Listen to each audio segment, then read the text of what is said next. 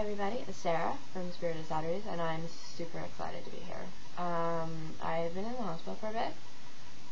It's more of a preventative thing, just to make sure that I didn't lose ground that I had made in the fall, or on the progress that I made in the fall. But I'm getting out this Monday, and I'm so excited. I'm feeling really good about it.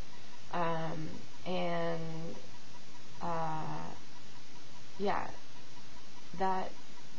I wanted to do this video outside, just because it's really beautiful here right now. It seems to be a week in the summer or in the spring that everything seems to bloom in the same week, and it's so pretty to watch, and it's really reinstates my faith in growth and renewal, and just, nothing dies forever, and I just really like it. It just makes me feel very good. Except that I have no time, despite being, otherwise preoccupied with mental health stuff. I have some first aid certifications I'm trying to get. I have the last of my exams to write, and I don't actually spend any time at home. So I am doing this at night, and you can watch my boring blank wall instead. But that kind of leads us into some other themes that we're going to discuss, and that's about recovery and turning points, and falling in love with incentive and purpose, and really embracing the idea of a future without an eating disorder, with goals of inspiration and purpose, and studying and volunteering and working and traveling, and just really trying to tip the side of the balance towards your recovery, because there's so much more out there than your eating disorder lets you see. So what have been my turning points? My turning points have been, I got better to swim. One of my turning points was actually recovery that was recovery oriented, with swimming varsity. For the first time in a really long time, I've been challenged to swim beyond the level that I do now, and it was just so much fun. I slept well, the team camaraderie was great, and I just remembered how one of the things I say is that it's the only thing from my childhood I want to hold on to. That's true to this day. And it was just so amazing, and I wanted to get better for that, so I could do it some more,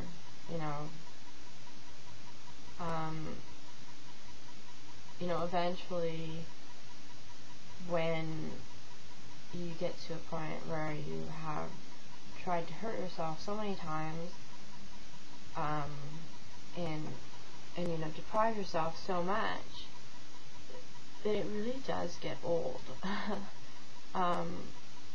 Unless you have like Murchison syndrome, you get bored of it, and hopefully it's sooner rather than later, but for me, I got really, really bored of it, and I didn't want to do it anymore, and that's the point where I started asking for help before I got sick, or before I got really sick, and it's worked out a lot better that way. One of the things that persuaded me against not relapsing is that I was initially supposed to do a general psych admission for a bit, and then also do the eating disorder program again, which I'm not interested in doing. Watching those girls outside of, from an outside perspective, they come across as the snottiest, conceited bitches ever, and it's not their fault. A lot of times it's the disorder. A lot of times it's the privileges that they need to have in order to conquer their disorder, like different food and challenging foods and that kind of thing, and they have to eat alone and that kind of thing. And part of it is that they walk at like light speed everywhere. And I don't want to be associated with that kind of people, like with those kind of people anymore. That's not me. That was me at one point, and it's not me anymore.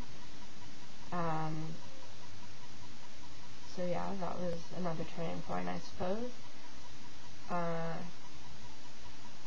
Falling in love with incentive. One of the things I really like to think about is, do I want to complete my eating disorder? So do I want to be the sickest I can? Yeah, there's always going to be a part of me that does. I do. I crave the attention when I'm sick. I love that I get noticed. It's safe for me. There's so many reasons why I want to hold on to that eating disorder. But then I look at everything else, and I have that many more to not hold on to the eating disorder.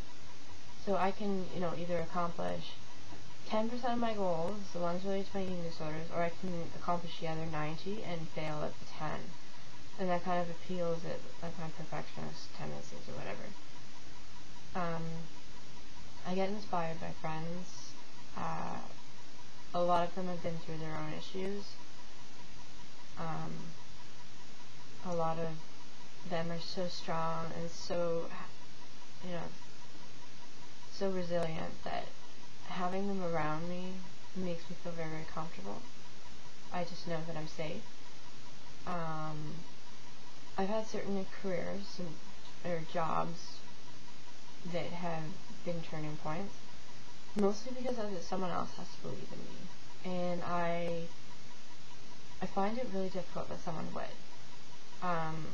So having that faith and that someone has to believe in me and someone has to believe me competent to do something is just, it's like the hugest compliment, and I try to deliver on that, and in order to deliver on that I have to do well. There are songs that just have really revolutionized my life. They're the type of song that you put on and you put on repeat for like 18 trillion times because you can't get enough of it. And one of them is Walk Away for Me by Barlow. There are lots of turning points for different aspects of your disorder, but there's always one coming, and you have to keep your eyes peeled for it. There's a quote that I really like that goes, opportunity knocks softly. It does, and I'm hoping my next turning point is this summer, because I'm hoping to work back in the medical field like I did 5-6 years ago. And there are two places that I feel confident. One is the pool, and the other is the medical field, because I generally perform better in the medical field than most people do. So I'm hoping that with that, I'll build mastery, I'll build confidence, and one of the things that bugs me right now is that I don't feel like the world is in balance, because so many people have been investing so much in me this year. I feel like I haven't done enough to deserve that, which is bullshit. Don't anybody ever adopt that, but as an idea, it's a terrible idea, but it's really, really helpful for me to know that I'll be giving back, and that I will be preserving life. I will try to make these people comfortable, and it's just really nice to know that I'm doing that, and that I get to give something back, and that maybe that balance will clear up a little bit and be a bit more balanced and happy. So yeah, I think that I'm probably close to 10 minutes. So take care. See you guys next week, and I'm so looking forward to that too. Maybe I'll be a little bit less tired. I know I do have a bit more time. Yeah, so take care. You all deserve to be inspired, or you all deserve turning points. Just make sure you keep your eyes peeled for them.